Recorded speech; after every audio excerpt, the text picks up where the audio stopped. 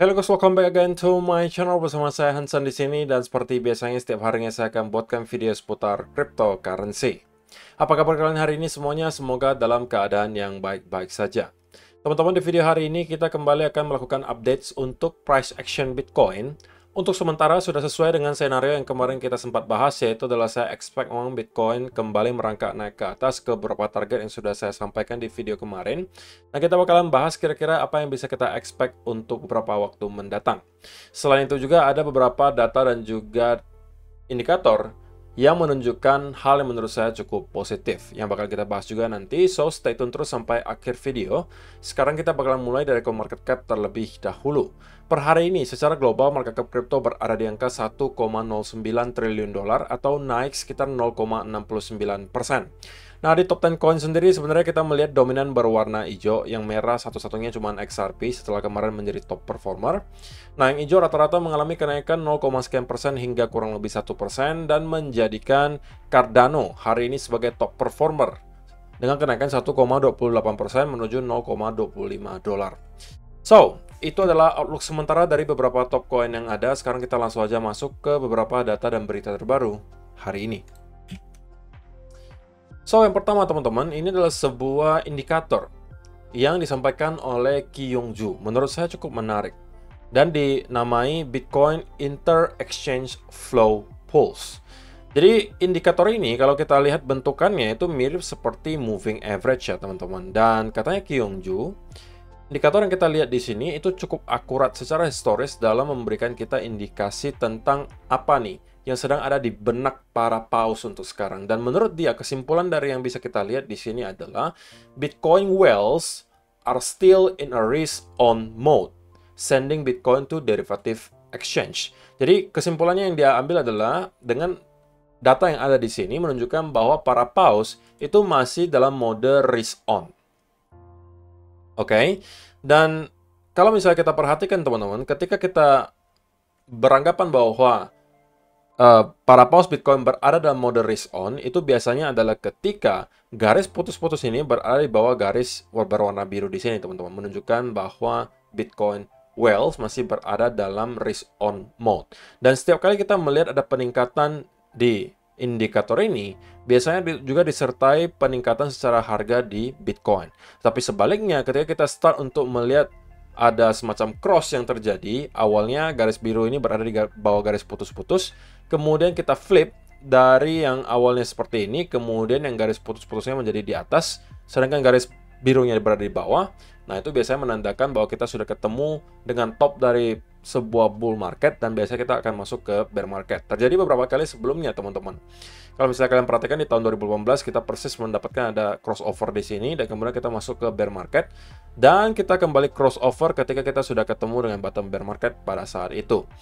Sama juga dengan kita perhatikan di tahun 2021 dan 2022, karena ada percobaan dua kali ya teman-teman, dimana kita kurang lebih di area 60-an ribu. Dua kali kita mencoba untuk membuat top, tapi pada akhirnya kita membuat double top. Dan kedua top tersebut juga ditandai oleh crossover di interchange flow pulse. Dan guess what teman-teman? Di akhir tahun 2022 kemarin, kita sudah kembali crossover. Artinya menandakan bahwa sampai sekarang pun, sampai sekarang pun, para whales itu masih dalam keadaan risk on. Tidak hanya indikator ini sebenarnya menunjukkan hal tersebut, teman-teman. Kalau misalnya kita perhatikan dari Bitcoin Rich List yang selalu kita update setiap minggunya, juga menunjukkan sebenarnya hal yang sama. Bahwa tidak ada indikasi yang terlalu jelas yang menunjukkan bahwa para paus sudah bersiap untuk melakukan distribusi atau mungkin sudah melakukan distribusi. Untuk sementara yang mereka lakukan adalah cenderung justru masih dalam keadaan akumulasi atau hold. Dan itu sudah terjadi selama berminggu-minggu terakhir, teman-teman. Jadi, untuk sementara, ini juga masih mendukung pendapat saya pribadi yang masih berada di kubu, yang merasa bahwa kita sudah berada atau sudah ketemu dengan cycle bottom kali ini, dan kita sedang berada di cycle bull yang baru. Oke, jadi itu adalah yang pertama. Kemudian yang kedua, ini juga menurut saya cukup menarik. Setelah biasanya kita yang kita bahas itu adalah psychology of market cycle. Nah, ada seseorang yang membuat lebih spesifik soal kripto. Katanya psychology of crypto cycle. Jadi spesifik untuk cryptocurrency. Nah, teman-teman, saya cukup setuju dengan beberapa step yang kita lihat di sini. Awalnya biasanya bakalan kita lalui. Ini kita mulai dulu dari bottom bear market ya teman-teman. Kita asumsi kita ketemu dengan bottom bear market. Biasanya ketika berada di bottom bear market, orang-orang itu merasa bahwa harga ini belum cukup murah. Alias mereka masih merasa kita akan drop lebih dalam dan mereka akan membeli di bawah. Sehingga mereka mengatakan, I will buy lower. Atau saya akan membeli di harga yang lebih murah. Sama juga seperti yang kita lihat sekarang, banyak sekali orang yang mengatakan bahwa saya akan beli nanti di 12 atau 10 ribu kok. Saya nggak mau beli sekarang karena menurut saya masih akan drop ke lower low baru. Nah, saya sekali lagi tidak mengatakan bahwa garansi kita tidak akan nyampe ke area tersebut, tapi kalian meresikokan kalian ketinggalan kereta. Sehingga saya selalu sampaikan ke teman-teman semua, kalaupun kalian mempunyai opini bahwa kita akan drop ke lower low baru, at least menurut saya jangan sampai terlalu fanatik terhadap scenario tersebut. Sesekali atau beberapa bulan sekali kalian wajib melakukan evaluasi tentang apakah ada perubahan yang terjadi selama beberapa bulan terakhir, apakah itu bisa mengubah keputusan kalian atau tidak. Apakah kalian ada melihat sesuatu yang berbeda daripada yang kalian lihat sebelumnya? Kalau misalnya ada, kalian mungkin harus mengambil keputusan yang berbeda gitu. Nah, step kedua biasanya, ketika kita mulai start untuk naik, orang-orang mengatakan bahwa ini adalah bull trap gitu. Artinya kita masih berada di relief rally dan kita akan drop ke lower low baru. Nah, ketika kita naik lagi, sudah berbeda lagi persepsinya. Yang awalnya mengatakan bull trap, kemudian ketika kita mendekati all time high, mereka bilang, tapi kan ini masih kita di bawah all time high, belum bisa dikatakan bull market baru. Pasti akan ada statement seperti itu. Kemudian ketika kita naik lagi, ya kan, udah nembus ke all time high baru. Nah, step keempat, I am so stupid, I will buy on the next pullback. Jadi ini yang saya mau hindarkan dari teman-teman semua. Jangan sampai kalian termasuk orang yang seperti ini. Barulah ketika kita sudah di all time high yang baru, kalian baru mengatakan, wah, tuh saya ketinggalan kereta nih kok. Tapi nggak apa-apa, saya bakalan beli nanti ketika ada pullback. Nah, biasanya itu justru tidak terjadi, teman-teman. Karena ketika nanti tidak ada pullback dan terus-menerus naik seperti ini, oke, kalian bakal masuk ke step 5, WTF, it's going higher. Kalian mulai start untuk panik di sini. Karena mungkin awalnya kalian masih santai gitu ya. Ya, kita baru nembus sedikit dari all time high kok. Aman lah, saya tunggu pullbacknya. Rupanya nggak ada pullback, naik terus. Nah, kalian pasti akan sedikit banyak merasa mulai start panik. Atau mungkin yang lebih kalian sering dengar FOMO gitu. Udah mulai start FOMO gitu.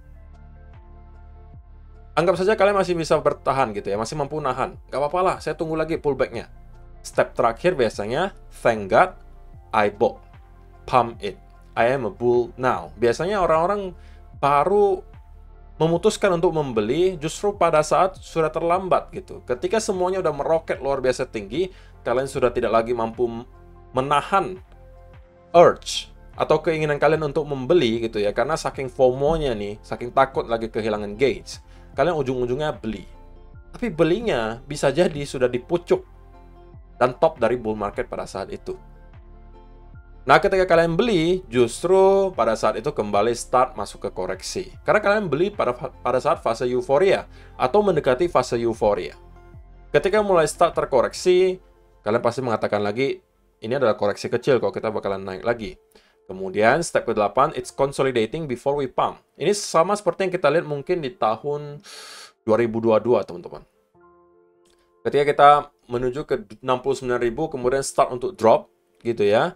Kemudian kita terkonsolidasi, orang-orang masih mengatakan ini ya hanya sekedar koreksi biasa, gitu. Dan kita masih akan ke higher high yang baru. Tapi pada akhirnya kita justru terus-menerus drop, gitu ya. Dan kalian masuk ke step 9, WTF, crypto is a scam. Ini juga harusnya sudah kita lewati karena saya merasa ya di sekitaran saya juga udah mulai banyak gitu yang merasa, aduh ngapain sih masih di kripto gitu. Udah nggak ada hype-nya gitu loh. Yang ke-10, thank God I sold. Dump it, I'm a bear now. Jadi step terakhir adalah kalian merasa sudah oke, terima kasih. Saya sudah menjual nih, syukurnya saya udah jual. Dan mudah-mudahan ini drop lagi gitu. Dan baru nanti masuk ke step pertama lagi. Nah, menurut kalian nih teman-teman, kita sekarang berada di step yang mana gitu? Apakah kita masih berada di sekitaran area di sini, yang nomor 9 kah? Nomor 10 kah?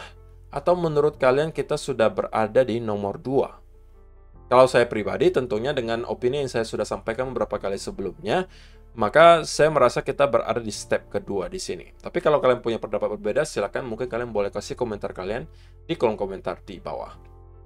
So, itu adalah beberapa data dan berita hari ini yang pengen saya sampaikan untuk kalian. Sekarang kita masuk ke chartnya Bitcoin dan saya pengen mulai dari 1 hour chart. Nah, teman-teman, di video kemarin saya sudah sampaikan bahwa saya secara pribadi merasa bahwa Bitcoin sepertinya bersiap untuk kembali merangkak naik ke atas, dan persis kita melihat hal tersebut terjadi. So, kalau misalnya teman-teman yang sempat melakukan scalping mungkin memanfaatkan breakout dari sini, harusnya kalian ya bisa mendapatkan cuan lah tipis dari sana. Selamat kalau misalnya kalian sempat melakukan buy dari sana. Dan target pertamanya sudah saya sampaikan adalah area pertamanya ini. Ini adalah area keduanya. Jadi ini adalah sebuah range yang kemungkinan dituju, teman-teman. Nah, pertanyaannya apakah target pertama saja yang akan kita tembus atau target kedua juga akan kita tembus? Nah, itu mungkin kita bisa jawab dari segi price action di time frame yang lebih kecil.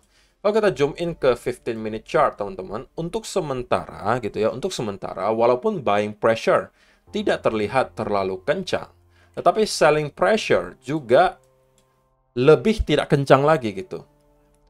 Kita tidak melihat ada sell off disertai dengan volume yang besar. Yang ada ya kita mendapatkan semacam koreksi yang biasa menurut saya. Kalau kita zoom in lagi ke 5-minute chart, kita justru bisa temukan bahwa ini adalah semacam pullback gitu ya. Dan kalau kita membentuk semacam bullish continuation pattern di time frame yang kecil, mungkin di 5-minute chart, maka itu berpotensi membuat kita kembali meroket ke atas, minimal kembali ke sekitaran area $28.000. Bagi saya untuk sementara, teman-teman, sesimpel adalah kalau kita tidak mampu untuk jebol di bawah area trendline di sini, maka kita bisa aja terus-menerus bounce dari trendline tersebut. Oke, dan ini kita bisa menargetkan minimal nyampe ke area 28.000. Nah, nyampe ke area di sini, teman-teman, ini akan sangat krusial untuk kita lihat berikutnya. Kenapa? Karena, teman-teman, kalau misalnya kita terus mengalami kenaikan dari sini dengan manner yang lebih impulsif daripada yang kita lihat di sini, maka kita sudah berpotensi membentuk semacam V-shape recovery, which is sekali lagi merupakan indikasi yang sangat positif, dan kita bisa aja zoom out ke time frame yang besar untuk mengatakan bahwa oke, kita sepertinya akan membuat V-shape recovery dan kemudian akan kembali membentuk higher high baru. Kemungkinan next target sudah ada sekitaran area $30.000. Oke, tapi untuk sementara, kalau misalnya teman-teman yang belum sempat masuk ke setup apapun, ini bukan lagi tempat untuk mencari setup menurut saya. Saya masih akan prefer untuk wait and see terlebih dahulu sampai setup berikutnya muncul. Kalau misalnya teman-teman sempat masuk di sini, ya sudah. Antara kalian bisa closing dalam keadaan profit, atau kalian bisa closing sebagian, atau sekali lagi at least minimal menggeser stop loss-nya ke area entry. Nah, untuk sementara kita akan kembali ke tahap di mana kita akan menunggu clue berikutnya dari market, tetapi untuk bias-nya saya sementara masih cenderung bullish selama trendline di sini mampu kita hold, teman-teman. Kalau kita ternyata jebol di bawah area trendline di sini dan kemudian melakukan konsolidasi, maka ya ini bisa kita flip ke arah bearish. Dan ini mungkin bisa teman-teman manfaatkan sebagai sebuah sell setup. Jadi, pergerakan berikutnya akan menentukan apa yang saya akan analisa berikutnya, teman-teman. Atau akan menentukan probabilitas pergerakan berikutnya. Jika yang kita lihat adalah penurunan yang cenderung korektif seperti ini, seperti membentuk semacam bullish continuation pattern, maka ini adalah berarti kita akan kembali push sekali lagi menuju ke sekitaran area 28 ribuan minimal. Oke, tapi kalau kita mampu jebol di bawah area trend tersebut, ini justru bisa kalian jadikan sebagai sell setup. Kalau ini yang kita lihat, kalian mungkin bisa melakukan buying setup di sekitaran area breakout lagi di sini, teman-teman. Kalau misalnya yang belum sempat masuk dari sekitaran area di sini.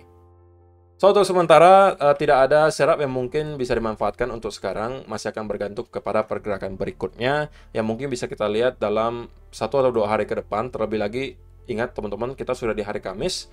Besok akan ada data NFP dan juga unemployment rate yang kemungkinan juga akan membawa semacam volatility untuk market. So, untuk teman-teman yang sudah mempunyai posisi mulai dari sekarang, please kalian harus aware akan ada potensi gitu ya, volatility yang sangat liar besok apabila ada sesuatu yang surprising kemudian kita lihat di data unemployment rate. So, So, untuk sementara saya tidak merasa terlalu bearish, tidak juga terlalu bullish. Jadi saya masih akan wait and see terlebih dahulu. Tapi untuk bias saya kalau ditanya, kalau harus milih salah satu kok, kira-kira kemana? Saya masih akan cenderung bullish, tapi untuk short term saya rasa kita akan cenderung sideways terlebih dahulu sebelum pada akhirnya kita kembali start merangkak naik ke atas. Oke, so inilah bias saya untuk sementara. Terima kasih untuk kalian yang sudah menonton sampai selesai. See you in the next video. Bye-bye.